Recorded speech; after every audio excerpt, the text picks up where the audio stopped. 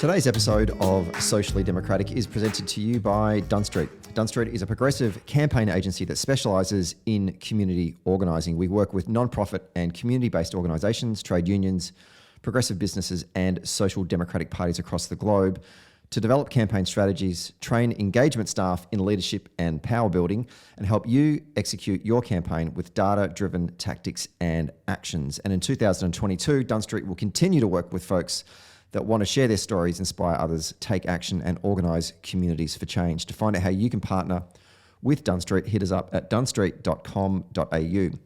Today's episode is also brought to you by Maurice Blackburn Lawyers. Maurice Blackburn Lawyers have spent more than a century paving the hard path to justice for everyday Australians. They've helped over 500,000 Australians turn their situation around, and they know how the system works. Their experience and skills mean that you get the best results possible. And to find out more, visit their website, mauriceblackburn.com.au. Maurice Blackburn, experience you can count on. Hello and welcome to another episode of Socially Democratic, your weekly centre-left politics and organising podcast, which is out each Friday. It dives into the progressive campaign issues of the day and the issues of the day and the people leading them from home and abroad. On today's episode, I'm joined by two former Labor Party branch secretaries for the Victorian Branch Labor Party, David Feeney and Erik Locke. The report into branch stacking and the misuse of public monies by ministerial and electorate office staff here in Victoria. The Watts investigation was handed down by the Victorian Ombudsman and the IBAC, the commission, last week. And there was a whole bunch of recommendations that came out of that. And we thought we'd get David and Erik back on the show after we spoke about this when the 60 Minutes report, which first aired all of this back in June 2020. We had Erik and David on the show back then to talk about it, and we thought we'd get them back on again today to do a bit of a review of what's happened since 2020, which has been a lot, and also where to from here. So fascinating conversation with those two stalwarts of the Labor Party. Don't forget to subscribe to the podcast on Apple Podcasts, Spotify and Stitcher. And if you like the show, give us 5 stars when you're done listening to today's episode. And for all the updates, follow Dunn Street on Facebook, Twitter, Instagram and LinkedIn. Okay, let's get to today's episode.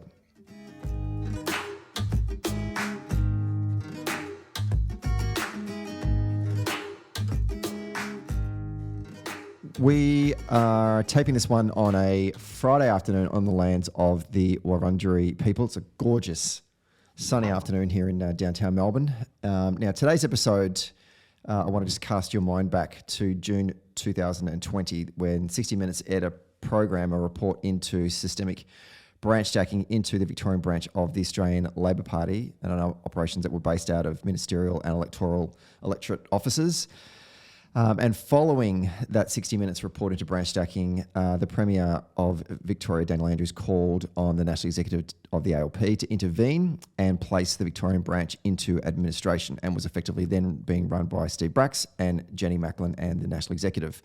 And at that time, we did a podcast discussing first the problems associated with what's going on here in Victoria with the party, and also some of the solutions that we thought that could help address both branch stacking as well as structural and cultural reform within the ALP. And to do that, I was joined by two former party secretaries of the Victorian branch of the ALP, David Feeney and Erik Locke. Since that podcast, a lot has happened. We've had an internal review into the party. We've had recommendations made and adopted. We've had an IBAC investigation that concluded last week, and also a number of recommendations made from that. So we wanted to unpack all of the things that's happened in that time. And once again, I'm joined by these two wonderful human beings, David Feeney and Erik Locke. Erik, welcome back to Socially Democratic. Thanks for having me. David Feeney, have you actually ever left the room? Well, I feel like I was with you for a long time during that federal election campaign, but it's a pleasure to be back. Wonderful. Let's start with the Bracks Macklin review, which is hard not to say the Bracklin review. And cast our minds back to that 2020-21 period and provide some context as well for our listeners. So there was obviously a review into the party and how we can address some of the things that came out of that 60 Minutes report. The rank and file membership and affiliates were asked to submit ideas and ways to address branch stacking and cultural and structural reform. And from those submissions, Bracks and Macklin made 37 recommendations that were adopted by the National Executive into the rules of the Victorian Branch of the Labor Party. I'll just list a couple of them. I won't go through all of them, but membership payments through traceable means, so credit or debit cards. No more bulk membership renewals done by branch secretaries. Our branch structures then got folded into one single branch based on state electorates in metropolitan Melbourne, but there were some exceptions for folks in the regions. There's a cap on 20 members that can join one branch per month. Members get voting rights after 24 months of being a member of the Labor Party. Central branch was abolished, which for folks outside of Victoria is something that I don't think any other branches have anyway. And a party monitor to be adopted that would oversee membership and record keeping and undertake regular integrity audits of the membership. David Feeney, starting with you, your thoughts on the recommendations that came out of the Bracks Macklin review and the changes that have been adopted by the party to address some of the issues that came out of this 60 Minutes report? Well, they were all individually. We can look at them all and say they're individually worthwhile, traceable means, bulk membership renewals, and so forth. I was a little disappointed that the single SEC branch concept, which I strongly supported, I think has been substantially muted by the fact that FEA elections will continue to be the mechanism for sending delegates to state conference. So branches are less relevant to that process, and I think that's a shame because I guess my policy intent was to try and bring as much of the party life as possible back to those single SEC branches, and so having a divide between that and FEA elections I think was a mistake, but it's the kind of mistake that can be readily fixed. I think when you look at the package overall, we can essentially say that it's significant renovation of the existing structure. It's not a new structure. There's not a new conception of what the Labor Party might be and how it could be better organised for contemporary society. It's really just a bunch of people going in and fixing up the plumbing and electricity works of the existing structure. So it means it's not the kind of set of changes that are going to drive significant cultural change for the Labor Party, in my judgment.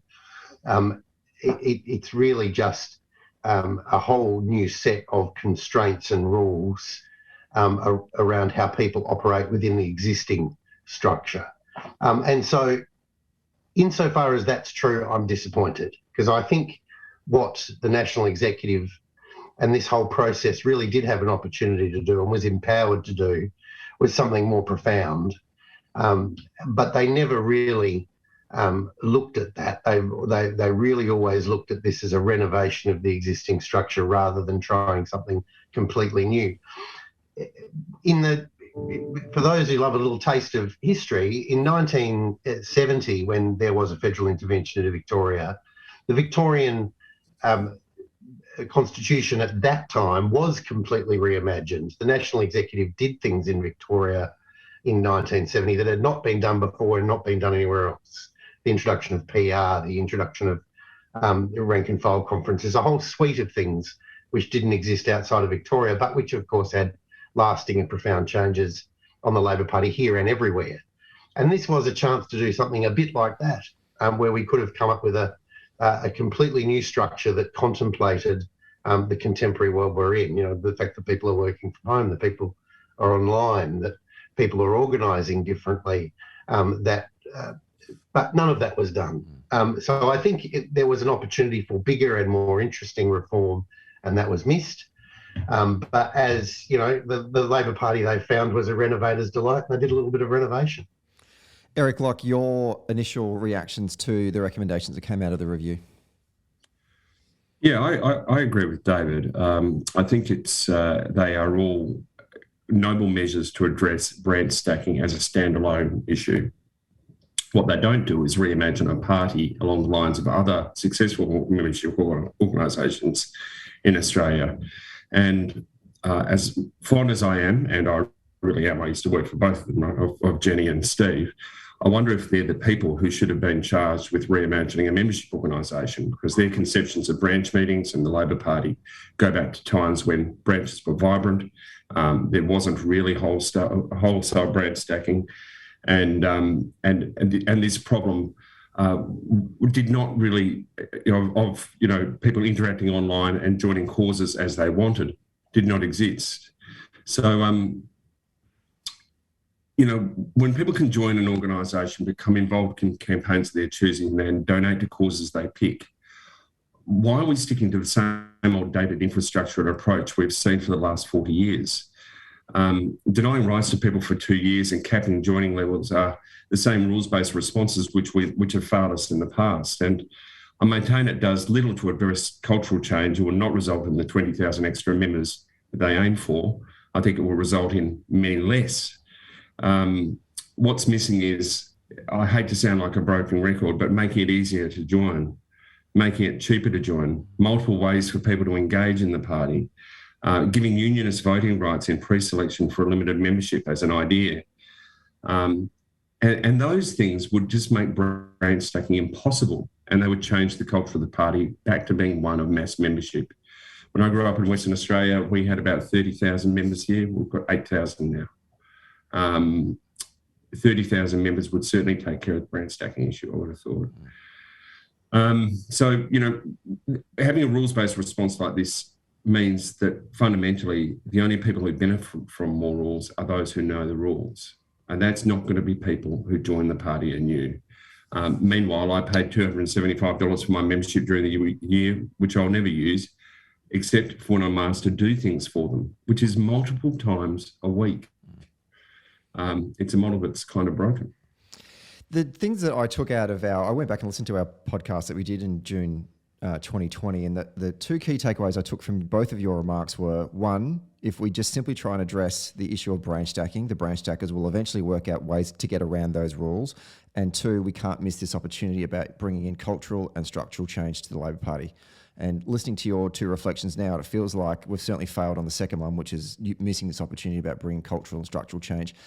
And we're yet to see whether or not the business model of branch stacking has been broken. But that we'll find that out once the party's sort of handed back to the membership. Why did we miss this opportunity to reimagine the way that our party can look into the future? And I'll stick with you, Erik, on this one first of all. Yeah, look, I mean, I think it's easy. And I think because what David said is just dealing with the renovations around the edges of what is basically a broken down house, right? Rather than building a new house on the same block. And I think what we've done is just look at the problem we've got and deal with it in a very short order, rather than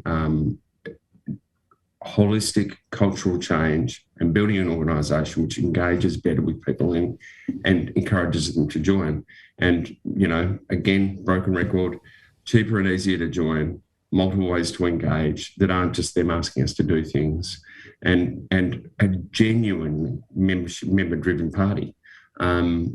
That's the way to get rid of branch stacking. And I know David and I are both converts on the white roads to Damascus about this, but it's true that the solution in other jurisdictions is that growth in membership will take care of branch stacking.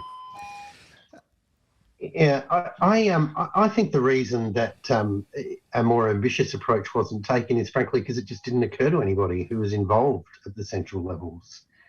For the federal and state leaders, they of course are busy running parliamentary parties and governments and oppositions. They had a day job, and so this task was really taken on by the National Executive and together with Steve Bracks and Jenny Macklin, and I think they just sifted through a whole bunch of formulaic responses and things that had been thought about previously but rejected and so forth. There was no real effort, I think, to go back to first principles and do something more imaginative. So I think the unfortunate answer is the opportunity never occurred to those who were charged with the job of rewriting our rules. The very first review, though, if we recall, they asked, it was broken up into 3 specific subcategories. 1 was, how do we address branch stacking? 2, how do we create structural change in the party? And 3, how do we create cultural change in the party? Yes, David, Erik, myself, and a number of other people together across the different parts of the Victorian Branch Labor Party, I think it was like 10 of us, put in a submission together, a joint submission. All the things that Erik just mentioned were in that submission. So it wasn't as if they weren't getting these ideas, and we wouldn't have been alone in this. I'm sure that, you know, I understand hundreds of people put in submissions, and they would have all, at least in some way, come up with 1 or 2 suggestions in ways which you could address both structure and culture. So that documentation is in front of them. And they got busy doing the rule changes stuff, but they just didn't then look at the cultural and structural things. Maybe they're going to do that in the future. I don't know, but I get no sense if that's on their agenda, right? And Erik's shaking his head. Erik, your thoughts? Yeah, I think they will get around to doing it in the future. It won't be them, though, because we'll have to do it. All this has done is kick it down the road, I think, as an issue, because people find a way to work around the rules they've introduced. People will be policing the 2-year time delay in voting, and then they'll be forced eventually back to address the fundamentals of the party. I think it's important, though, to imagine what they missed, which is they missed the advice of experts in engagement with non-members. So what they did is they spoke to members, right, and affiliates. So they spoke to people who are captives of the machine that's not working. So their only lived experience is the machine that's not working. What should be done is non-member research, like a bunch of non-member research of people who might consider joining the Labor Party but haven't because of these barriers. Yeah, that's what's lacking. Like, if you talk to someone who's been disenfranchised by the Labor Party but has been a captive of the Labor Party for 20 years, like one of the independents, for example, they're going to come up with all these problems. If you talk to someone out in suburban Perth about why they haven't joined the Labor Party, I'll say, I don't know how. They've never approached me. It's too expensive. It seems too inaccessible. How do you address those barriers? That's what we've got to get to, and we're afraid of addressing it. And funnily enough, like, as you say that, Erik, I mean, if people have heard me say this before, out of the volunteers in the Community Action Network, these are Labor supporters. 65% of those volunteers in Victoria are not members of the Labor Party. They rock up, they knock doors, they make calls for Labor candidates, but they've not joined. We've got a core group of people there that we can just sit down and have a conversation with them and say, why haven't you joined? You're clearly one of us. You've actually gone and actually done some things you've actually, you've shown political activism, but you've actually not then gone and joined. David, your thoughts on Erik's remarks? Well, they probably haven't joined, Stephen, because no one's asked them. And I mean, Erik's point is well made. This is what the Labor Party essentially did is carefully poll its declining market share and ignore the rest of the market that it's not getting a cut of. There are 1 million Australians, more than 1 million Australians, who are members of AFL football clubs. We could have done a lot worse than sit down and ask them some questions about how they recruit and what their offering is. So I think the renovation job can be analysed as being it is what it is, but I think too if these problems re-emerge, we'll be back to square one very quickly, and we'll find ourselves dealing with a set of renovated rules, not a renovated or transformed Labor Party. There was an audit conducted. I think too, it's got to be. Sorry to jump in, but I think too, inevitably this was a deeply political operation, and I think for a lot of participants, the kind of eradication of the sort of Someric moderate Labor group was conflated with what success looks like. And so sort of eradicating that faction or sub-faction of the Labor Party, it may or may not be a good thing. We can debate that. But it was a very narrow objective which didn't meet the broader criteria that Erik and I were hoping for and that we've talked about. So I think for a lot of participants, the mission was, to wipe out that particular group, and indeed they did that. But that's not long-term reform of the Labor Party. That's shifting power dynamics on an existing board on a Labor Party that we well understand and has been around for a long time. I continue interrupting, Stephen. I think David's right. It's banning the product without renovating the machine. And look, having done a bunch of research in unions and membership organisations down through the years, most of whom have declined in size, what happens is that the approval of the product goes up amongst the membership the less people there are. So you get a smaller group of disenfranchised people because they resign. So whenever you engage in this, renovation projects and membership organisations, you have to talk to former members, you have to talk to people who are not members, who are potential members. Now, we missed all that. So I think, therefore, we ignored the views of the cohort of people we're seeking to recruit back to the party. And that's where this missed the mark. Because most of these people don't want to go to branch meetings. Most of these people don't want to wait 2 years. Most of them don't want to pay $270. We're asking a teacher to pay $275 for the privilege of attending branch meetings. It's ridiculous, and handing out and doing some fundraising. It's ridiculous.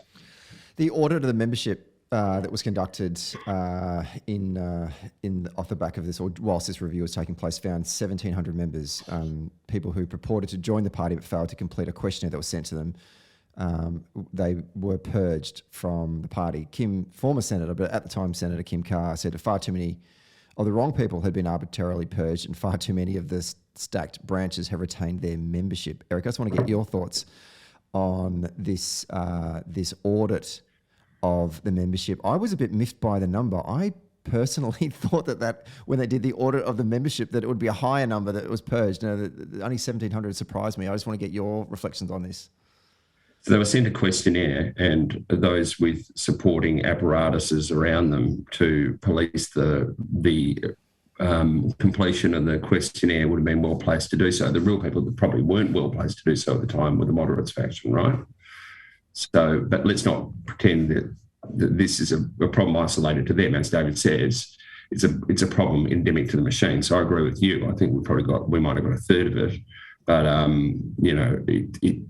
basically the process again favoured those people who knew the rules. It didn't do anything to address the fundamentals of the machine. And I maintain the only way to address those fundamentals are to have a genuinely large grassroots party quite apart from the rules. David, your thoughts? I think the audit was a joke. I mean, just a joke. It was outsourced to a bunch of people who wouldn't know politics to punch them in the face. I mean, if you'd printed off the membership list and given Erik and I a yellow marker pen and told us we had 4 hours, we would have come up with a prima facie case against 5,000 people, I reckon. We know where they are. We know who they are. We know how to find them. 1,700 is a nonsense. I'm glad they didn't. I think they carefully made sure this job was done by people who didn't know what they were doing. And go back to my earlier point, it was a sort of a targeted strike rather than a broad reform effort. Now, I guess to make a factional point, dare I say it, obviously I come from the right wing of the Labor Party. I think what's happened here, and this is an aspect that alarms me, is that the list, I mean, obviously the list has been culled to some extent, not enough, but to some extent. But I think when we finally return to, a system in 2023 where the Labor Party in Victoria is democratically constructed and looks very similar to the Labor Party of sort of 2020, there'll be FEA elections, unions will send delegations, we'll have a conference. I think what we'll find at that moment, and I don't know this to be the case, but I strongly suspect it, is that we will have a left-wing majority for the first time in a long time, because the right has obviously been divided and a portion of the right has effectively been purged. So we will have a Labor Party that is structurally very, very similar, nearly identical to what existed previously. There will just be a new factional power structure. And that there are obviously large swathes of the right, and as far as I can tell, the entirety of the left, who have not had this microscope applied to them. So this has another effect, and we've seen this time and time again with these reform efforts, is that what they do is they freeze the membership, which means if you stacked the Labor Party prior to 2020 and you had the good fortune to be a stacker who wasn't in the Somjurek group, so that your stack survived the purge, then you have an ongoing organisational advantage because others cannot build the battalion that you have built and you can retain. That phenomena has occurred to the party time and time again. So we've frozen the membership, including freezing the stacked parts of the membership. And you know, the other thing that's changed is that, you know, when we talk about will branch stackers work out how to get around these rules, and will their business model continue in some way? Well, there is one change, isn't there? And that is that the stakes have risen. It's a lot more dangerous to be a branch stacker today, because now you're not only breaking Labor Party rules, I mean, we'll come to this later on, but you might be breaking the laws of the land. So the business model is certainly under a great deal more pressure, but perhaps for a time the Labor Party will settle on the membership that has survived this period. And I think that means the Socialist Left faction is poised to take control of the Victorian branch. As if it didn't already, though, David. Well, I mean, the right has divided into, 1,700 warring... Yeah, of which one is required for the Socialist Left to reach a majority. But that's to one side. Look, no, but that point's well made, Eric. That's absolutely true. And I think in recent times, the sort of splits in the right have become even more irreconcilable than they were previously. Mm. Yeah, well, we've lived through kind of 15 years of that, more or less, which has not been helpful to any reform process. But I think a point that we shouldn't lose sight of here is that I have not voted in a Labor Party pre-selection since 1995, which was when I moved to Victoria. And that's outrageous. And I don't see that ending anytime soon. And how do we hope to possibly attract people to the Labor Party with when we have frozen membership, no pre-selections? We're essentially asking to fundraise and hand out how to votes. It's ridiculous. And we have a parliamentary party at state and federal level that's, that needs renewal and generation. There's an outstanding generation that is retiring and will continue to retire over the next couple of parliamentary cycles. That they need to be replaced by people of real capacity. But we've been in cryogenics for effectively 25 years. I mean, I handed out an Anthony Burns pre-selection, for example, in the mid-90s. Right? He's still there. There's a whole... Not now. Not now. He was still there, yeah. But renewal has been an incredibly slow process, partly because we've outsourced our pre-selections, except for once when there was an attempt at some targeted coups against some dissident right-wingers. Have we missed out? Has the party and the rank and file, or people like yourselves and everyone else out there that really wants to see some structural and cultural change to the party, have we missed our opportunity now, or is there still a chance, whilst the party is still in administration and being run by the National Executive, for the membership to kind of get their shit together and put pressure on whoever and say, hey, you've left off a couple of questions that we wanted answered from that review? Eric, do you want to give us thoughts on that?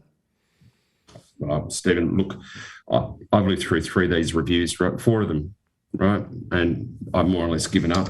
I've watched Simon Crane, Bob Hawke, Neville Wran, Beattie, I think.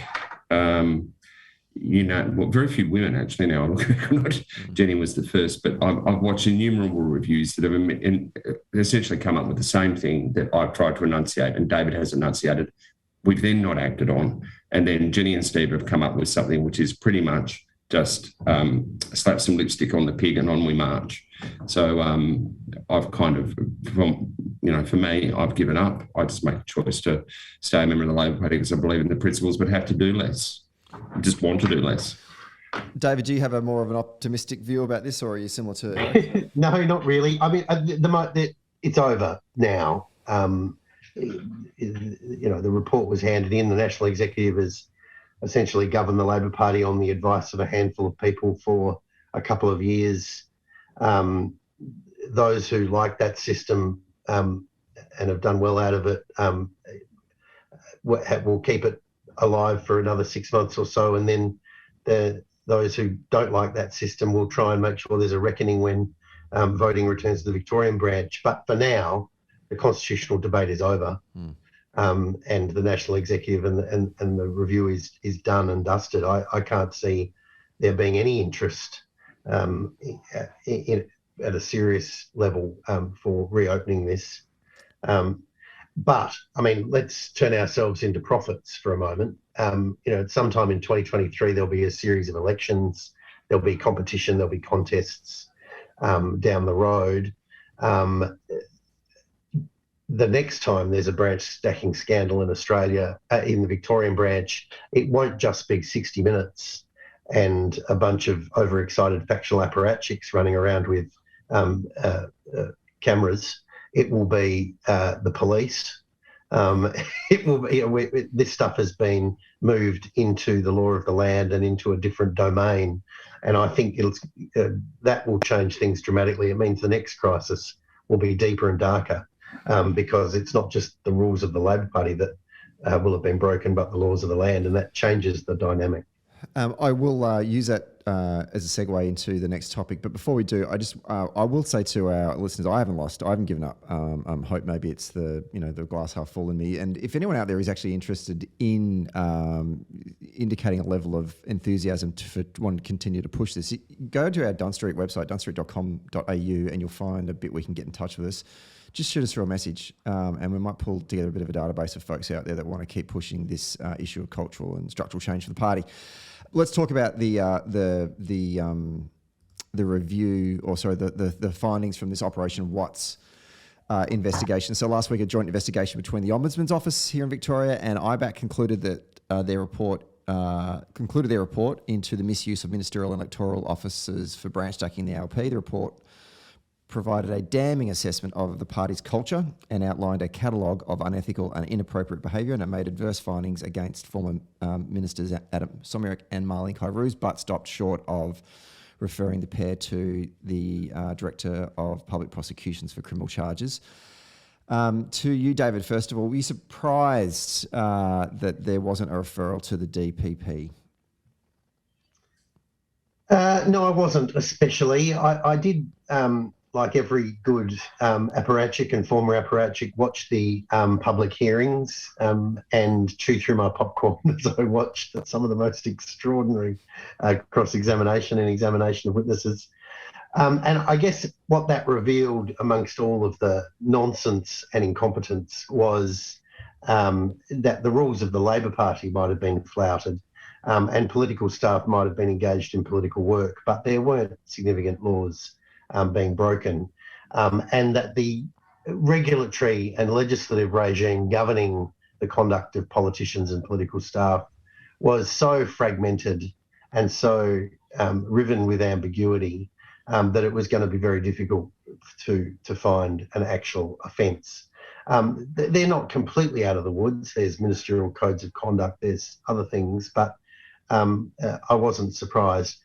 I think the IBAC investigation made a number of sort of foundational errors in its approach.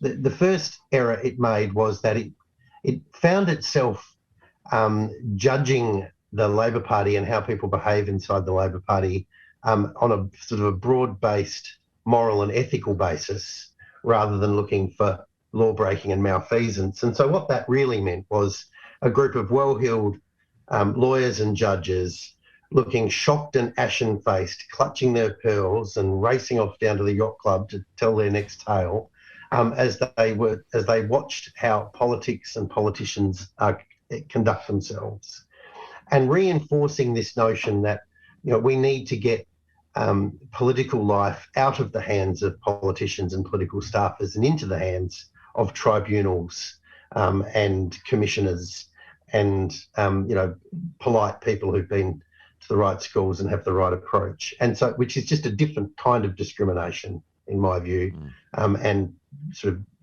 of disempowering democratic processes is not the road to success. So we had this spectacle of, hopeless, incompetent, mischievous ALP characters and ashen-faced and appalled examiners. And that created some life for the press. There was obviously enough there to create story after story, but it meant when the report finally came down, all of the salacious news had already been dripped out over the course of the public hearings. And so as far as the media was concerned, there wasn't much new. So it disappeared quite swiftly. And I think really the IBAC inquiry needed a much tighter focus.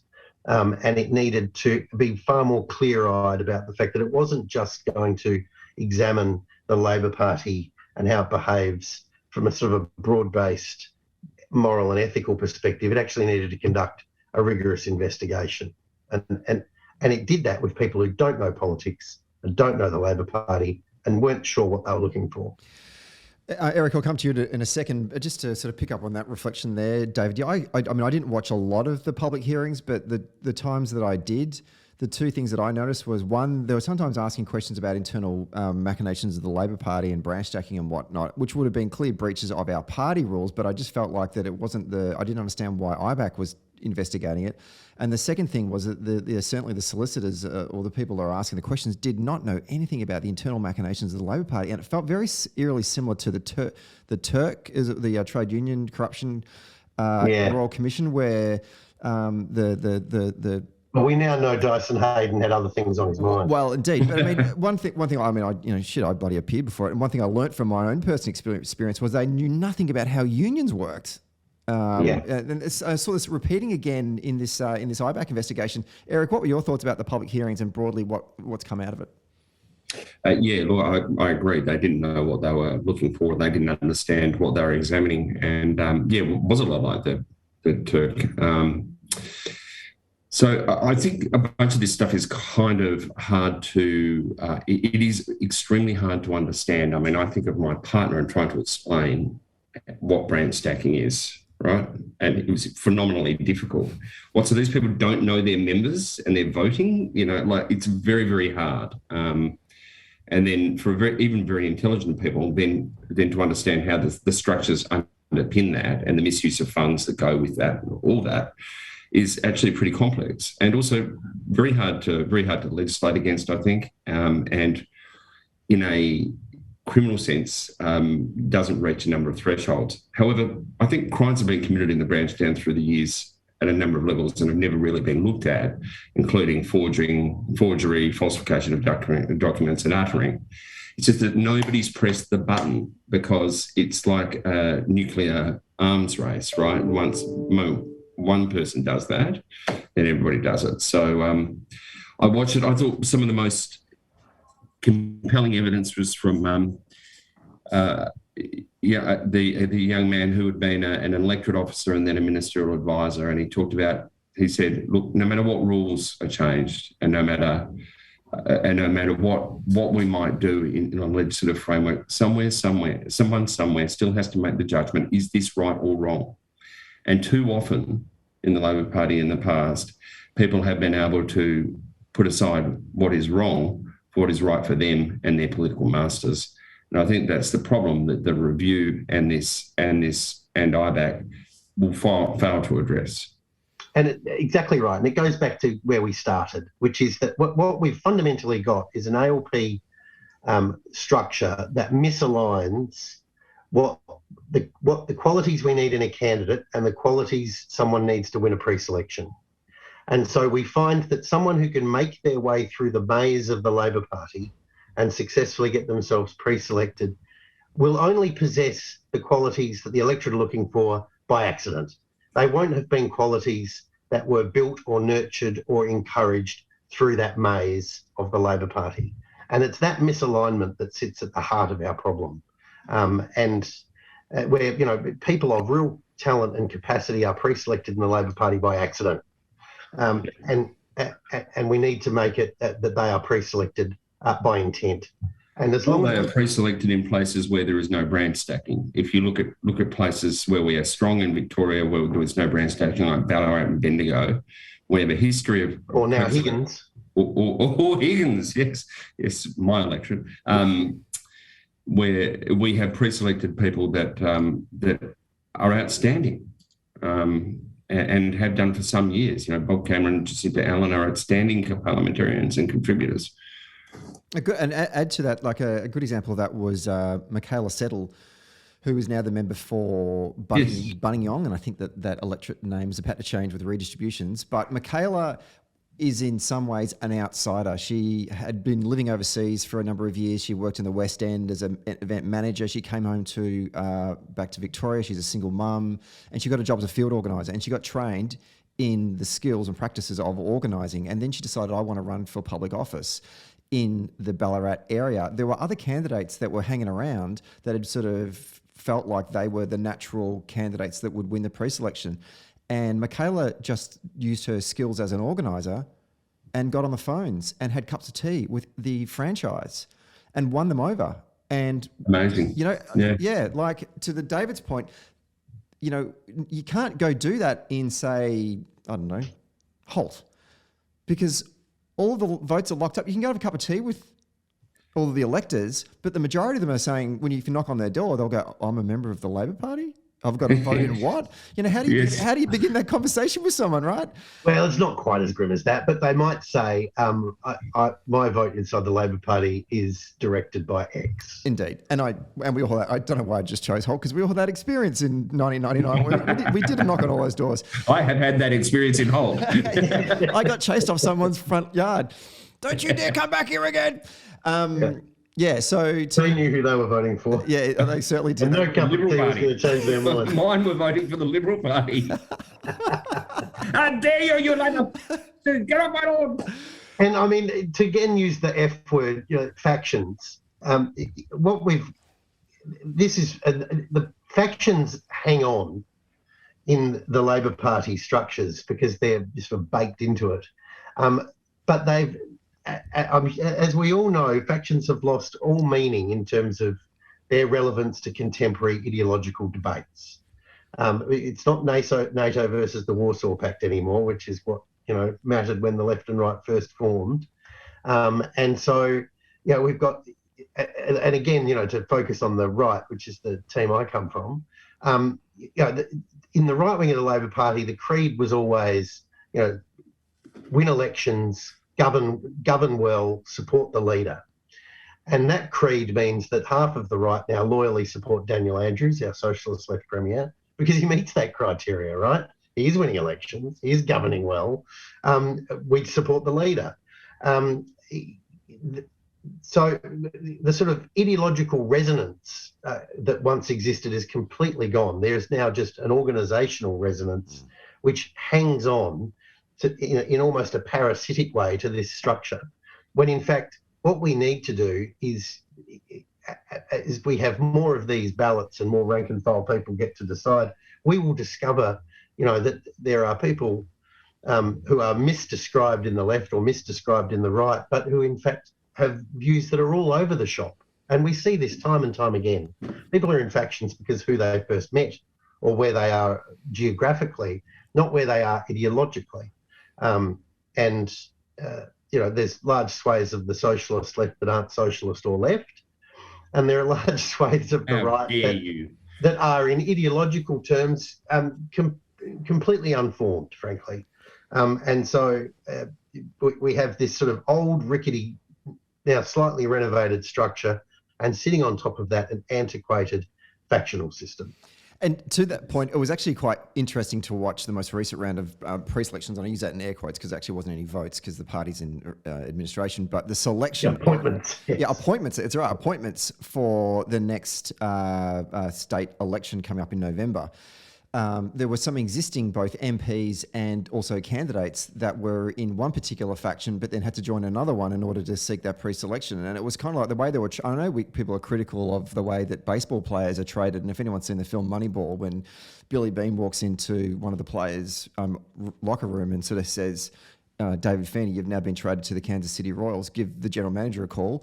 And we wish you the best of luck, and then kind of walks out. Well, that's what's happening now in the Labor Party. They're sitting there with the candidate X and saying, so-and-so, you're now in the AWU, give Ben Davis a call and he'll sort out your pre-selection. I mean, it doesn't mean anything anymore. It's like trading uniforms. Yeah.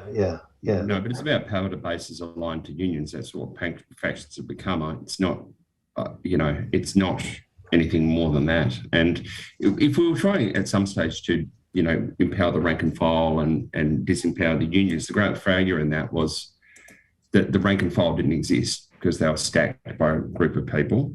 The institutions that have survived any of the corruption scandals are the unions, because they are not corrupt, because they function in such a tight regulatory environment. So factions have become a function of shuffling the candidates around to match them to unions. And on the right, I think there's about 32 different factions at the moment, and more factions than unions, probably. I mean, I think your point about factions being union-based is particularly true of the right. I obviously know less about your wing of the party, but I'm reluctant to have the reform process go down a pathway which surrenders union power. And my reason for that is because I'm in the right. And I understand that trade unions, left or right, are fundamentally pragmatic organisations led by people who have to deliver actual accomplishments to their membership. So they're not virtue signallers, and they're not woke activists by inclination. And they are not corrupt. And they're not trammelled by branch stacking. So this experiment we've had over the last 30 years of putting power in the hands of branch stackers is a failure. Yes, but we don't want to replace that by putting that.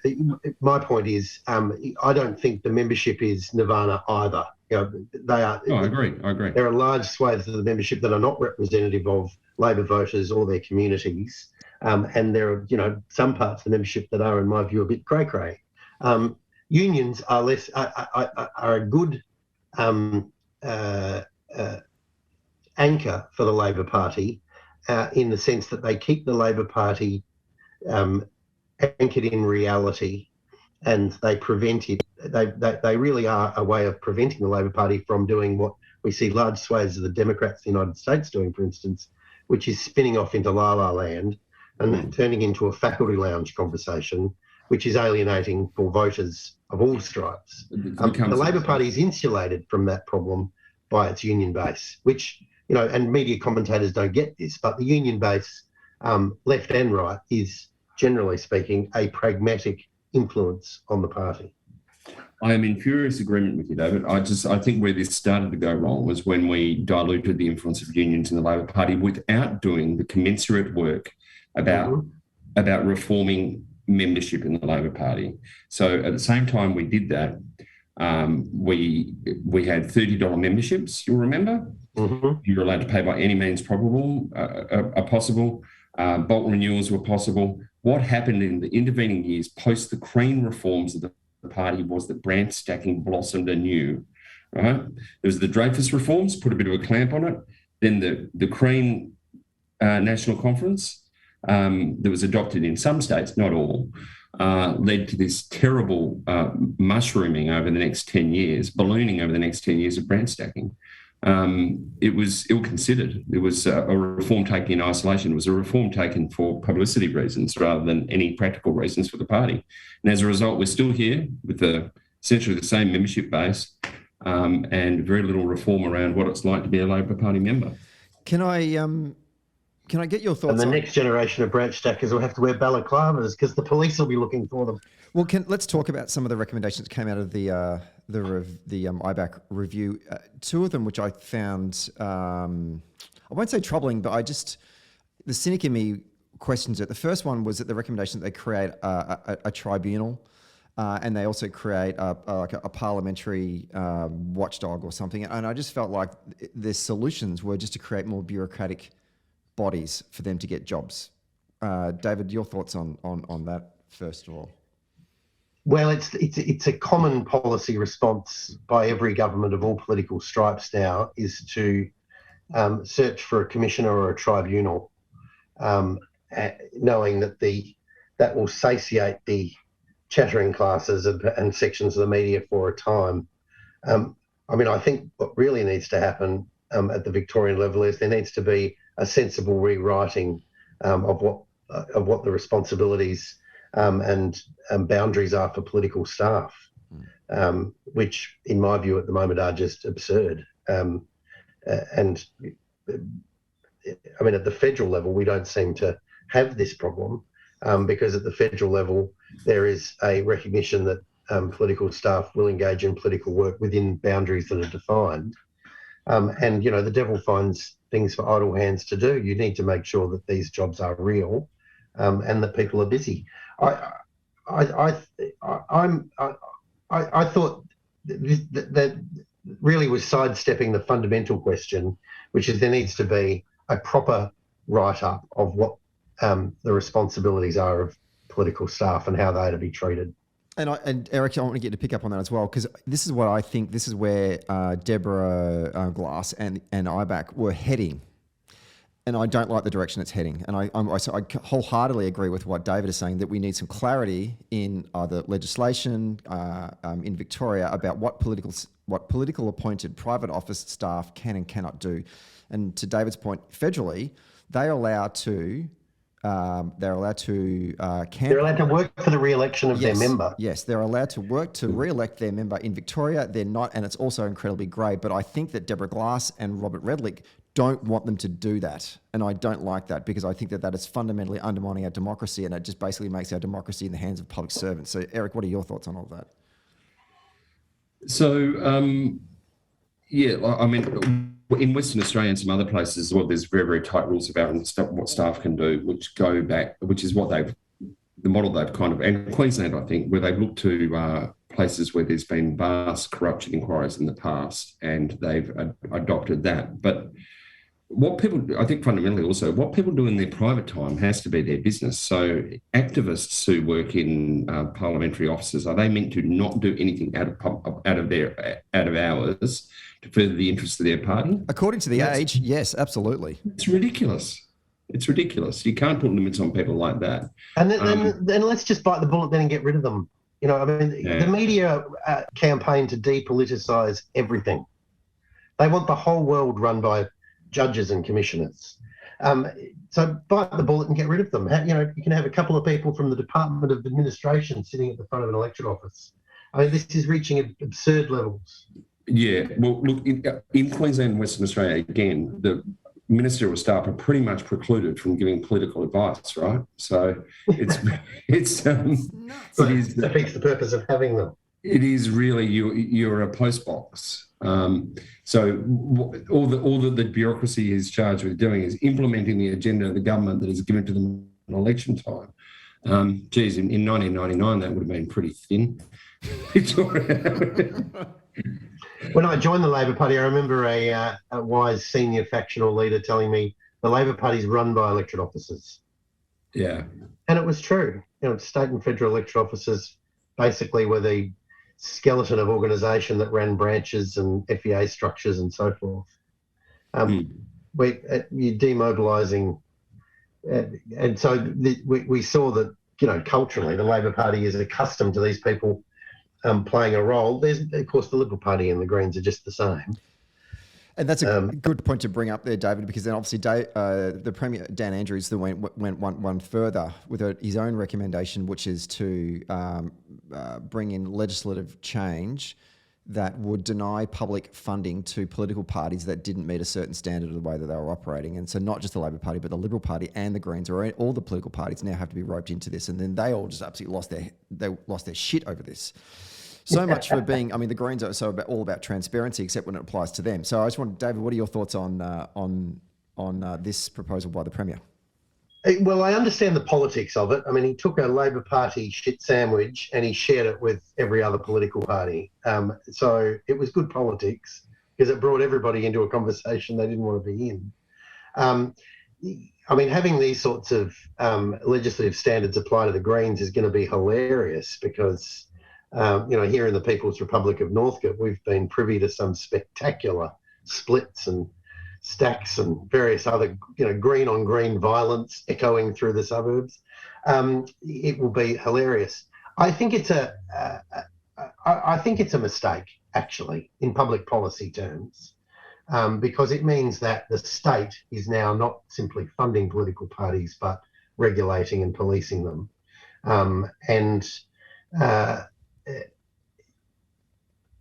mean, how can we've not had a first principles review of the Labor Party or a review designed to generate cultural change, but we are adding the police to the equation. So what are we creating here? We're creating the ingredients for the next scandal to be a much bigger, deeper, darker moment for the Labor Party. And our only solace is that the Greens and the Liberal Party might have now share the same risk. There's nothing to celebrate in this, I don't think. Erik, your thoughts? Look, I broadly agree. I will go back to our earlier comments, and I said I'd given up hope of reform, and David said, I don't give up hope necessarily because we'll have another review in about another 10 years by someone because these problems will be elevated, and I think that's probably right. This is obviously good politics. If the Libs or the Greens vote against this, they'll be voting in favour of corruption. So it's good politics, but yes, it still goes none of the way to addressing the fundamentals, which are, as that young man said, at some point in the chain of this enormous sausage machine, somebody has to make the judgment about what's right and what's wrong. And it does nothing about that. I just want to get your thoughts on the media coverage in sort of wrapping up this great conversation. But I also just want to acknowledge as well, I just noticed that during the week that Deborah Glass also made some commentary on this ongoing red shirts saga that's been going on since 2015 and has now been, I think, officially put to bed following two police investigations, two Ombudsman investigations, a parliamentary inquiry. And her commentary on this was that it wasn't corruption, that the Premier didn't facilitate this pool arrangement, that these dawn raids on field organisers by police was a mistake. She wasn't clear why the MPs weren't treated in the same heavy-handed fashion as the staff, and also that the police should publicly apologise to those field organisers. And the police have come out and said that they are not going to apologise. So those field organisers, those wonderful FOs are going to have to wait a little bit longer for their apology from the cop shop. Let's turn to the media coverage of all of this.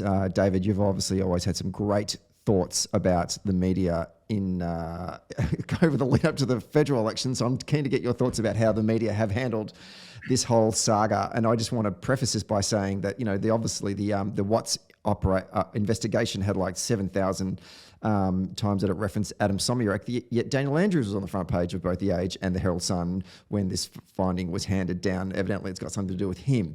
David, your thoughts on how the media covered this whole story? Well, they've been consistent.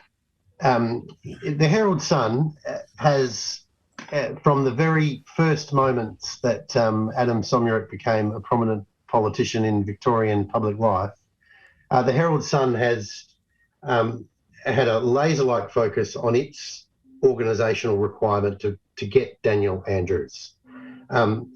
What that means, though, is that some years ago they misstepped when they essentially made common cause with Adam Somyurek, thinking that he would be able to feed them in a way that they could better embarrass Daniel and Labor.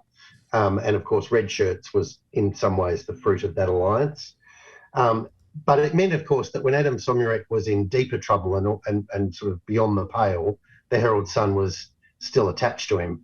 And so we saw them sort of oscillate between trying to go light on him during the more Branch Stacking scandal, And then they tried to broaden it to say, well, hey, hang on, what about other factions and other characters? And constantly trying to say, well, where's Daniel in this? So the Herald Sun is consistent. It will look at all of these events, all of these happenings, all of these challenges with only one real goal, and that is how can we frame this story so as to damage the Labor Premier? And so that's their modus operandi, and they're going to keep at it.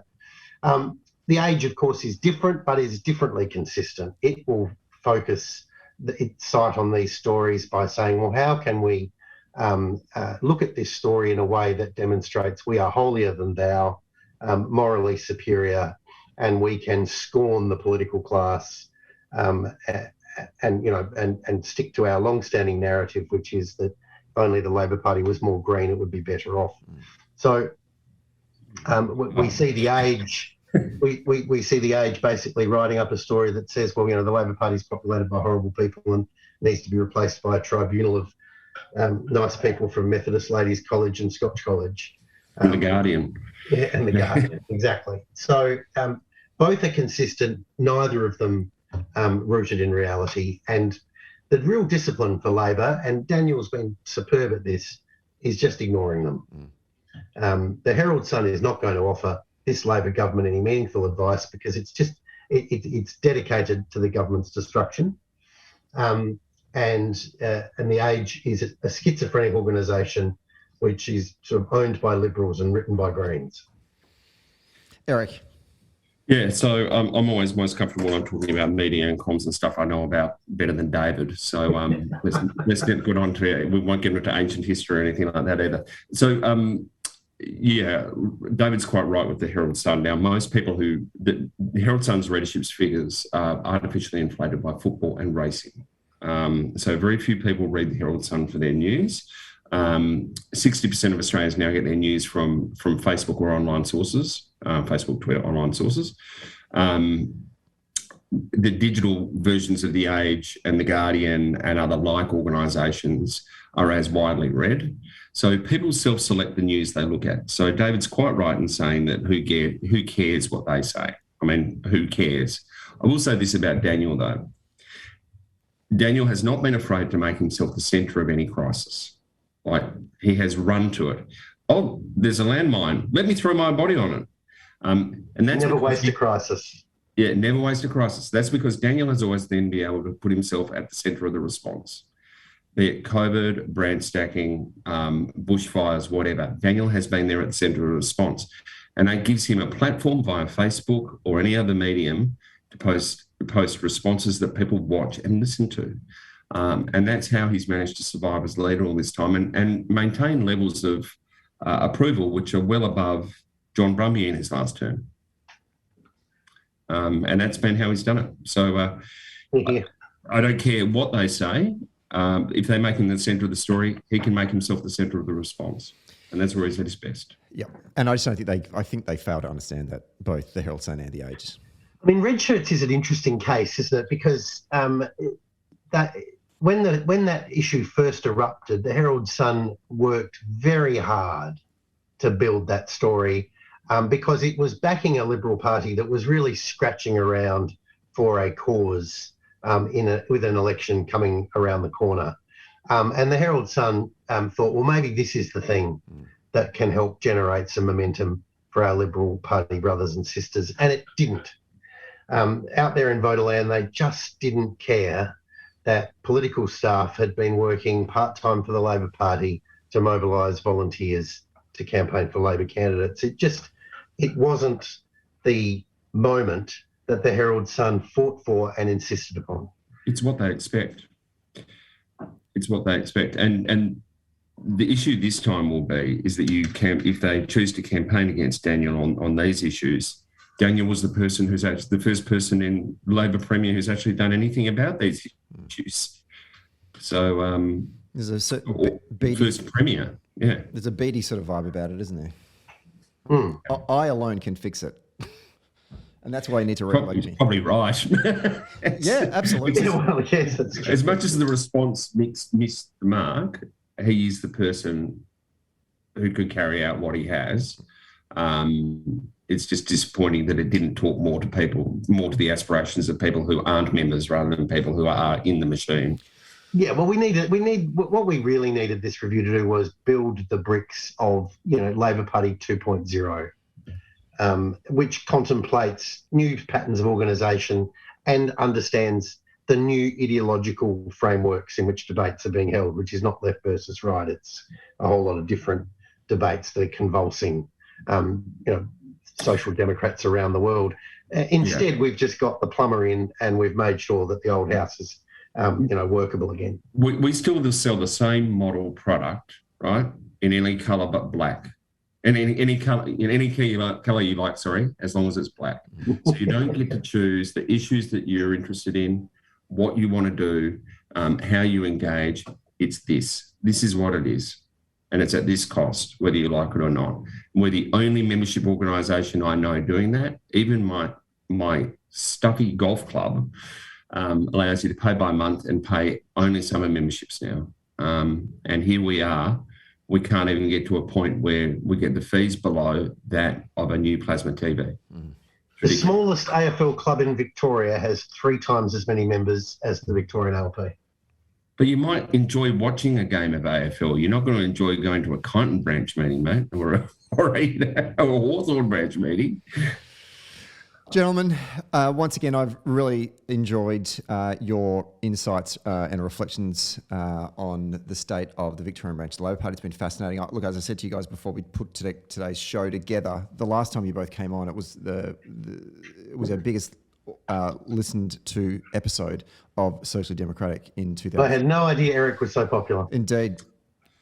Look, you can continue to trade off my popularity.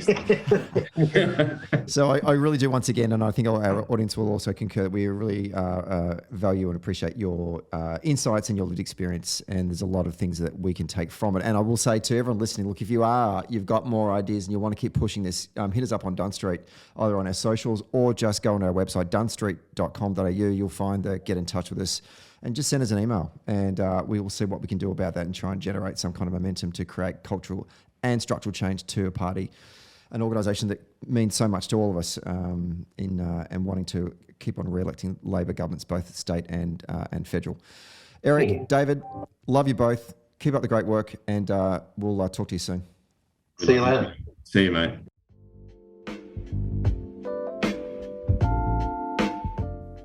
Hey there. Thanks for listening to Socially Democratic. Did you like the podcast? Hit the follow or subscribe button and be sure to leave a review on Apple Podcasts or Podchaser. And to get all the latest updates on Socially Democratic, follow Dunn Street on Facebook, Instagram, Twitter and LinkedIn. And we'll see you next Friday.